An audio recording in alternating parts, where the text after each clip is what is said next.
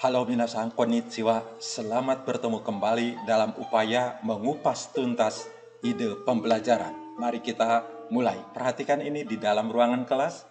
Perhatikan apa yang terjadi di sini. Oh, ternyata ada 4 kelompok. Kelompok A, B, C, dan D. Dan di situ ada satu orang teman berdiri. Perhatikan, ada satu orang yang berdiri. Kemudian kelompok mana yang kurang? Kan semuanya tiap kelompok itu ada 4.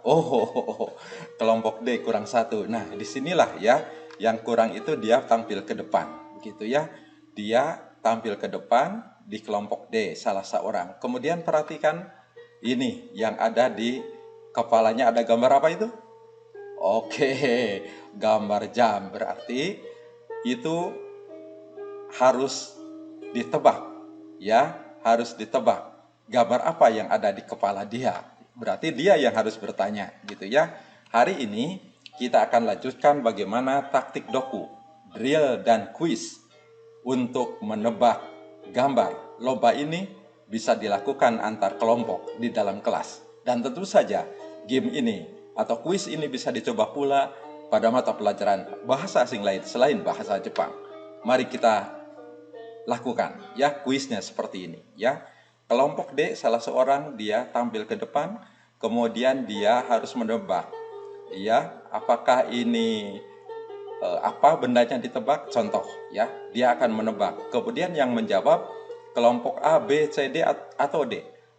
Oh ya, D tentu saja ya, ini kita lombakan. Jadi nanti yang nilai atau punya poin yang terbanyak itulah pemenangnya. Sekarang berarti kelompok D, satu orang menebak, kemudian yang ketiga ini harus menjawab. Dia jawabnya ya atau tidak.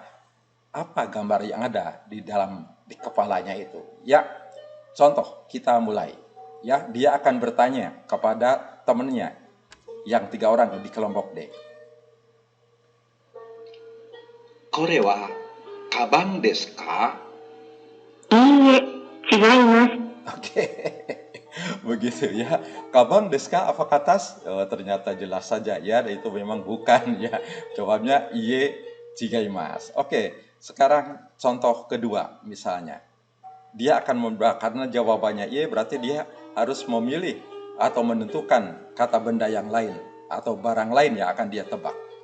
Ini これ contoh. は時計ですか? はい、そうです。 Oke, gitu ya. Coba ulang sekali lagi ya. これは時計ですか? はい、そうです。 Oke, berarti itu gambarnya ditebak ya oleh kelompok D. Itu ada poin untuk kelompok D tentu saja. Sekian, terima kasih. Sampai jumpa dan silahkan lakukan beberapa kosakata dengan drill dan kuis sesuai kebutuhan di kelas masing-masing. Sekian, terima kasih dan selamat mencoba untuk berkreasi. Sayonara.